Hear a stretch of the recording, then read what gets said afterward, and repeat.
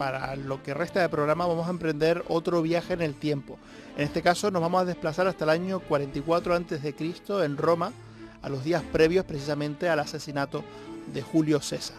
Para ello mejor que hacernos acompañar por un especialista en la época, como es Jesús Villanueva, quien con su nueva novela histórica, Idus de Sangre, nos plantea una trama a contrarreloj para intentar salvar a este legendario militar y político. Buenas noches, Jesús, bienvenido a Días de Radio. Hola, buenas noches, Manu, encantado de estar aquí. Gracias por invitarme. Has dado un vuelco con esta nueva novela, que en parte es nueva, pero en parte, y después entraremos en eso, es Origen también. Sí, es Origen porque tú juegas con ventaja, pero tienes datos que casi nadie tiene, ¿no? Esa es mi posición, yo tengo que tener los datos. Sí.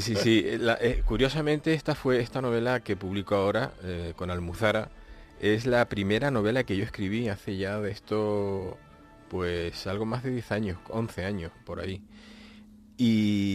Pero la escribí, la guardé, yo me parece que el otro día hablando contigo te conté que yo ni corto ni perezoso la envié al Premio Planeta a ver si colaba y tal, pero bueno, no injustamente no me dieron el premio, con lo cual y guardé la novela, ¿no? Después, como tú sabes, vinieron otras novelas, El Fuego de Bronce, La Cruz de Plata, La Campana y el Cañón y algún que otro libro, y recientemente decidí rescatarla, revisarla, le dediqué más o menos 4 meses a releerla con mucha paciencia, con mucha tranquilidad y a darle, como suelo decir yo, una mano de barniz, ¿no? Para presentarla, para enviarla precisamente a esta editorial de la que me habían hablado muy bien, editorial Almuzara.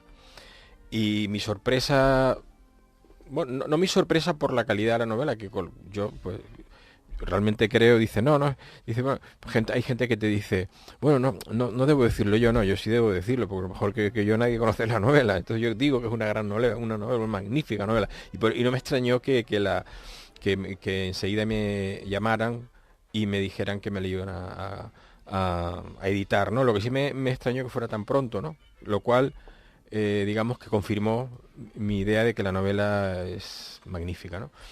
Y efectivamente, en aquella época y posteriormente, ahora que la he revisado y tal, he vuelto a ese siglo I antes de Cristo apasionante, en una etapa de la historia de la humanidad apasionante y una etapa de la historia de Roma trascendental para el imperio y para el mundo a partir de entonces, desde luego. Uh-huh.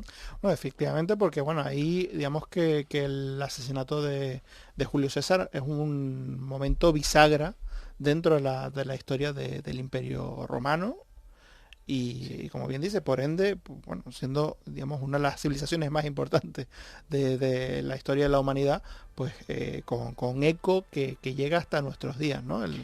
Sí, sin duda. Yo después, como bien sabes, yo pues he profundizado en etapas de la historia de España importantes y yo he profundizado también en la antigua Roma. Yo tengo el convencimiento de que ha habido 2 grandes civilizaciones trascendentales para su época y para la posteridad. Una fue Roma, el Imperio Romano, que nos dejó muchísimo pozo, el derecho romano, una forma de vida y sobre todo, y muchas cuestiones importantísimas como las calzadas, una civilización más moderna, ¿no? Que nos separó de los bárbaros del norte que decían, y después el Imperio Español. Estos 2 imperios españoles han sido definitivos. Hablando de Roma, desde luego el asesinato de Julio César, los idus de marzo del 44 antes de Cristo, fue un hecho trascendental, pero no por lo que querían evitar los asesinos, sino por todo lo contrario. Es de esas paradojas de la historia espectaculares, ¿no? Como bien sabemos, Julio César fue asesinado, yo lo cuento en Idus de Sangre, con detalle, cómo se prepararon, cómo los conjurados se organizaron para asesinarlo, por qué en los Idus de marzo, por qué en la curia de Pompeyo, etcétera, etcétera. Pero es que lo que pretendían los conjurados históricamente, yo tengo también mi opinión en cuanto a ciertos detalles, que cuento evidentemente también en la novela, ellos pretendían que Julio César no fuese acumulando más poder porque temían por la República, ¿no? Y curiosamente el asesinato de Julio César destapó a un ser verdaderamente peculiar, inteligente, yo diría que civilino, que fue Octavio, el Cayo Octavio Turino, que era su sobrino nieto e hijo, hijo adoptivo, ¿no? Que después reinó, como sabemos, como César Augusto, ¿no? Y este personaje fue el primer emperador, el más rotundo de todos, el más poderoso de todos. O sea, fue todo lo contrario. O sea, lo que pretendieron evitar precipitó la caída de la República.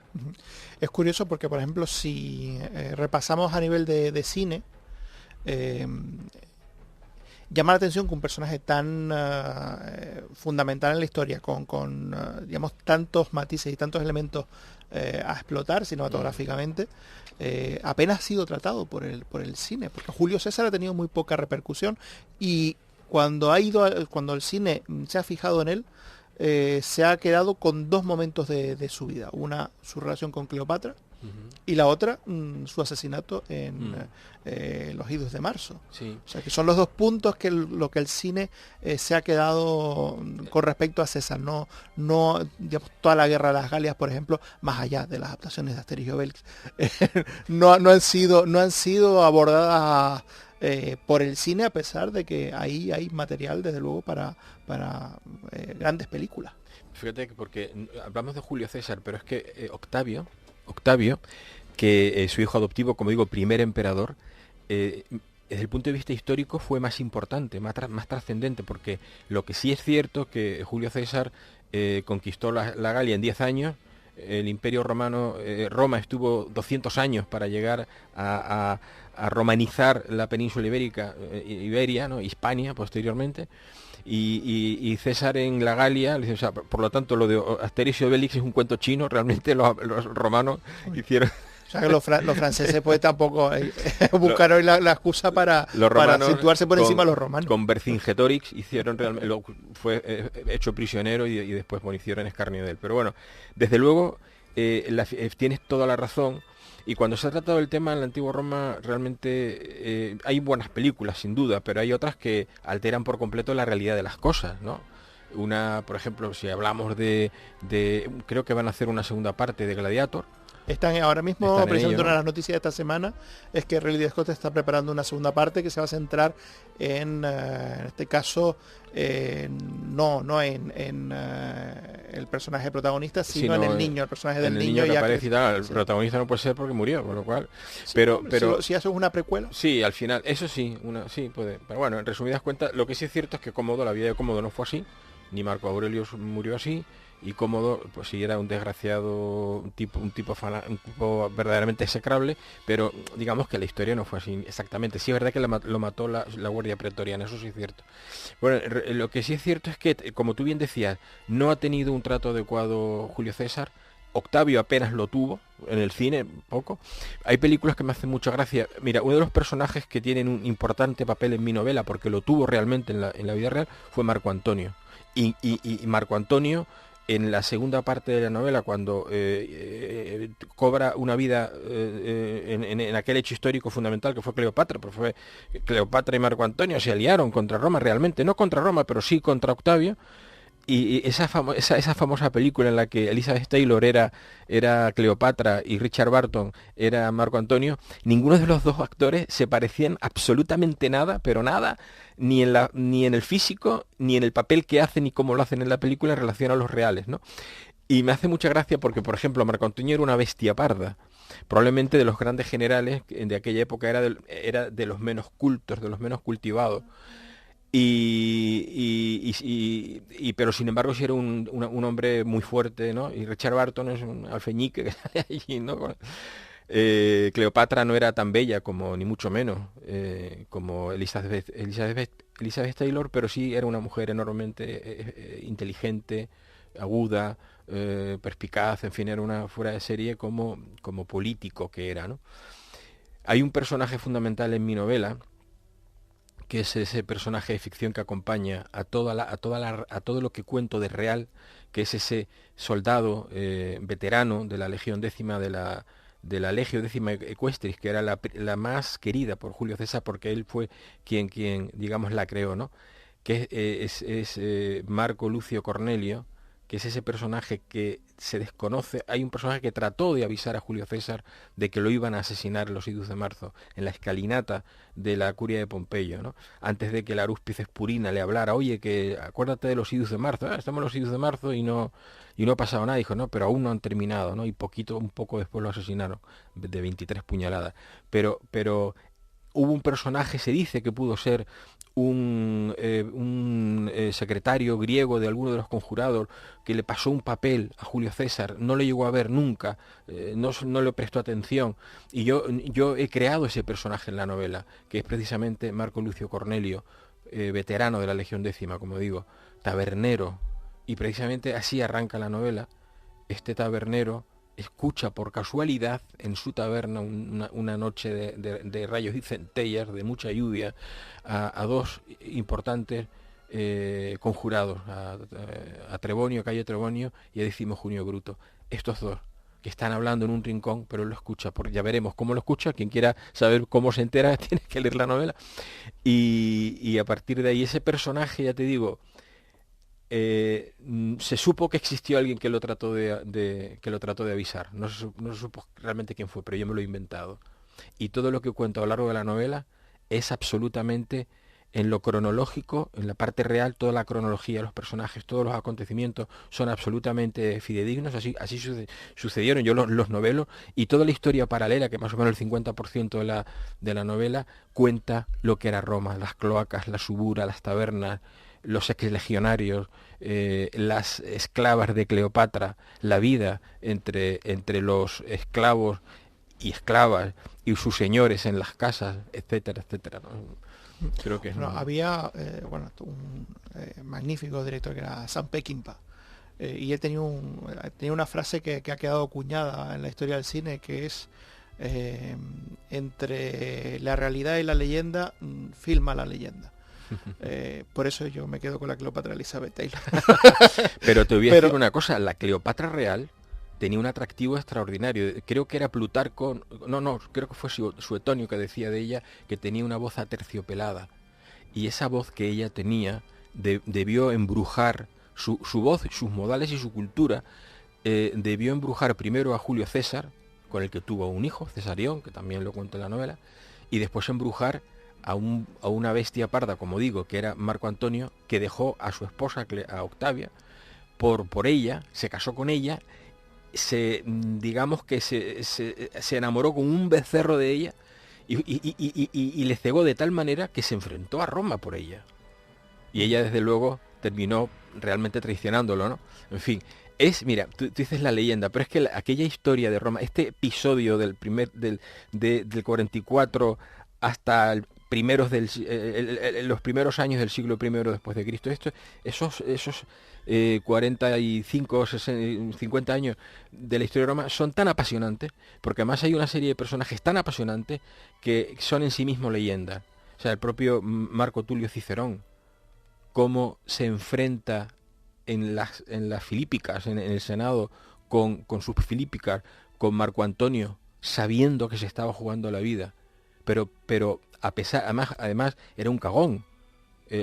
Todo lo que tenía Cicerón de sabio, de gran orador, de un magnífico abogado, un abogado excepcional, un gran político, lo tenía de cagón. Él tenía un miedo tremendo a la muerte, pero sus principios fueron más poderosos que el miedo a la muerte que tenía.